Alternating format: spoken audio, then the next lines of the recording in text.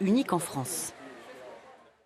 Aujourd'hui, c'était la journée mondiale de l'allaitement. Plusieurs hôpitaux organisaient donc des actions de sensibilisation à destination des mamans et des futures mamans. Exemple à Beaumont, dans le Puy-de-Dôme, avec Delphine Cros et Pierre Véraud. Luca est né il y a quelques jours. Cette jeune maman avait déjà choisi, elle l'a tout de suite mis au sein. Et alors, comment ça s'est passé la mise au sein en salle d'accouchement? Super bien, ça s'est super bien passé. Ça s'est fait tout de suite, donc c'est très bien. Si pour elle, allaiter était une évidence, en France, c'est loin d'être une généralité.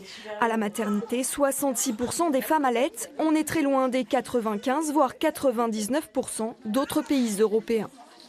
On est à la traîne parce qu'en fait, il y a une énorme promotion du lait artificiel en France, dans les magazines, dans la presse, à la télé. Et puis un congé maternité qui est très court en France par rapport aux autres pays. À l'occasion de la journée mondiale de l'allaitement, cette maternité organise des ateliers. Pendant 1h30, maman et future maman échangent. Il faut que j'alterne gauche, droite, gauche. D'accord. Il faut prendre quel côté. C'est les tétés groupés qui te posent un peu qui te fait poser des questions, quoi. D'accord. Bon. Un atelier nécessaire qui apporte des réponses à toutes leurs questions.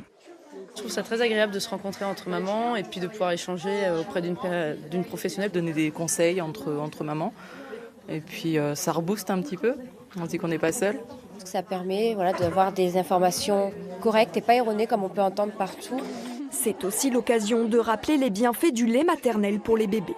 Un enfant allaité déjà est beaucoup moins malade qu'un enfant au lait artificiel tout simplement. Au niveau des allergies, pareil, ça diminue les risques d'allergie. Allez, groupe suivant, rien que dans cette maternité, 45 femmes se sont inscrites pour la journée mondiale de l'allaitement. Détenus